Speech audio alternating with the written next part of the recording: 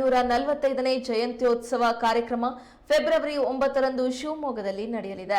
ಈ ಜಯಂತ್ಯೋತ್ಸವದ ಪ್ರಯುಕ್ತ ಶಿವಮೊಗ್ಗದ ರಾಮಣ್ಣ ಶ್ರೇಷ್ಠಿ ಪಾರ್ಕ್ನಿಂದ ಗಾಂಧಿ ಬಜಾರ್ ಮೂಲಕ ನೆಹರು ರಸ್ತೆ ಮಾರ್ಗವಾಗಿ ರಾಜಬೀದಿ ಉತ್ಸವ ಸಾಗಲಿದೆ. ಈ ಕುರಿತು ಇಂದು ಶಿವಮೊಗ್ಗದಲ್ಲಿ ನಡೆದ ಪತ್ರಿಕಾಗೋಷ್ಠಿಯಲ್ಲಿ ದೈವಜ್ಞ ಬ್ರಾಹ್ಮಣ ವಾದಿರಾಜ ವೃಷ್ಯ ವೃಂದದ ಸಂಚಾಲಕರಾದ ಓಂ ಗಣೇಶ್ ಮಾಹಿತಿ ನೀಡಿದರು.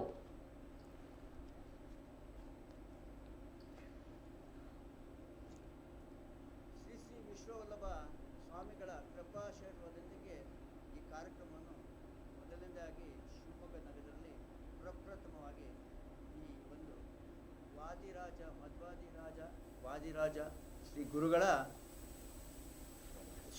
ಜಯಂತ್ಯೋತ್ಸವವನ್ನು ಆಚರಿಸಬೇಕು ಅಂತೇಳಿ ಸಮಾಜ ಬಾಂಧವರೆಲ್ಲ ಕಳಕಳಿಯಿಂದ ಸ್ವಾಮಿಗಳಲ್ಲಿ ಕೇಳಿಕೊಂಡಾಗ ಸ್ವಾಮಿಗಳು ಉದಾರತೆಯಿಂದ ಈ ಕಾರ್ಯಕ್ರಮ ಪ್ರತಿ ವರ್ಷವೂ ನೆರವೇರಲಿ ಹಾಗೂ ಬಹಳ ಅದ್ಧೂರಿಯಾಗಿ ನೆರವೇರಲಿ ಅಂತ ಹೇಳಿ ಅವರ ಕೃಪಾಶೀರ್ವಾದದೊಂದಿಗೆ ಈ ಕಾರ್ಯಕ್ರಮವನ್ನು ನಾವು 9ನೇ ತಾರೀಕು ಫೆಬ್ರವರಿ 2025 ನಾಳೆ ಭಾನುವಾರ ಶಿವಮೊಗ್ಗ ನಗರದಲ್ಲಿ ಹಮ್ಮಿಕೊಂಡಿದ್ದೀವಿ.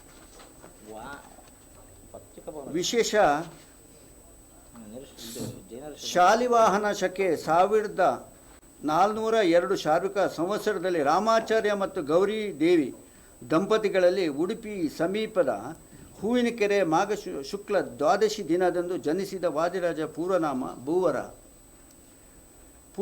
ಭೂವರಹ ಇವರ ಜನಮಯ ದೇವ ಸೋಜಿಗವೇ ಆಗಿದೆ. ಹಾಗೂ ರಾಮಾಚಾರ್ಯ ಮತ್ತು ಗೌರಿಗದ್ದೆ ಅವ್ರ ಹೆಸರೇ ಗೌರಿ ದೇವಿಗೆ ಗೌರಿಗದ್ದೆ. ವಾಗೀಶ ತೀರ್ಥರ ಕೃಪೆಯಿಂದ ಜನಿಸಿದ ಮಗುವನ್ನು ನಮ್ಮ ಮಠಕ್ಕೆ ಒಪ್ಪಿಸಬೇಕು ಎಂದು ಷರತ್ತಿಗೆ ಆ ದಂಪತಿಗಳು ದಿಗ್ಭ್ರಾಂತರಾಗಿರ್ತಾರೆ. ಆಗ ವಾಗೀಶ ತೀರ್ಥರು ಮಗು ಜನಿಸಿದ ಮನೆಯಲ್ಲಿ ಜನನ ಅವ್ರ ಪ್ರೇರಣೆ ಪ್ರಕಾರ ನಾನು ಭೂವರನಿಗೆ ನಿಮ್ಮವರಿಗೆ ನಾನು ಪ್ರೇರಣೆ ಮಾಡಿದ ಹಾಗೆ ಒಂದು ಮಾತು ಕೊಡ್ತಾರೆ. ಆ ಪ್ರಕಾರ ಕೊಡ್ತಾರೆ. ಶ್ರೀ ವಾದಿರಾಜ ಸ್ವಾಮಿಗಳು ಕರ್ನಾಟಕದ ಹೆಮ್ಮೆಯ ಸಂತರು. ಹರಿದಾಸ ಸಾಹಿತ್ಯ ಮತ್ತು ವ್ಯಾಸ ಸಾಹಿತ್ಯಕ್ಕೆ ಅವರು ನೀಡಿದ ಕೊಡುಗೆ ಅಪಾರ. ಇವರು ತಮ್ಮ ಜೀವಿತಾವಧಿಯಲ್ಲಿ 120 ವರ್ಷಗಳ ಭವ್ಯ ಬದುಕಿನ ಉದ್ದಕ್ಕೂ ನೀಡಿದ ತಂತ್ರಜ್ಞಾನ, ದಾರ್ಶನಿಕ ಮಾರ್ಗದರ್ಶನ ಬಹುದೊಡ್ಡ ಕೊಡುಗೆಯಾಗಿದೆ.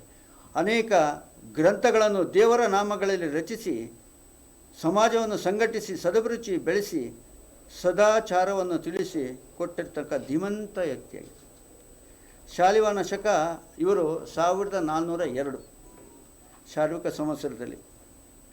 ಉಳುಮೆಯ ಸಮಾಜ ಬಾಂಧವರು, ನಾನು ದೈವಜ್ಞ ಬ್ರಾಹ್ಮಣ ಸಮಾಜ ಬಾಂಧವರಿಗೆ ಕೊಡುಗೆಯಾಗಿ ನೀಡಿರ್ತಕ್ಕಂಥದ್ದು ನಮ್ಮ ದೈವಜ್ಞ ಬ್ರಾಹ್ಮಣ ಸೋಂದ ಊರಿನಲ್ಲಿ ಶ್ರೀ ವಾದಿರಾಜ ಮಠ ಇದೆ.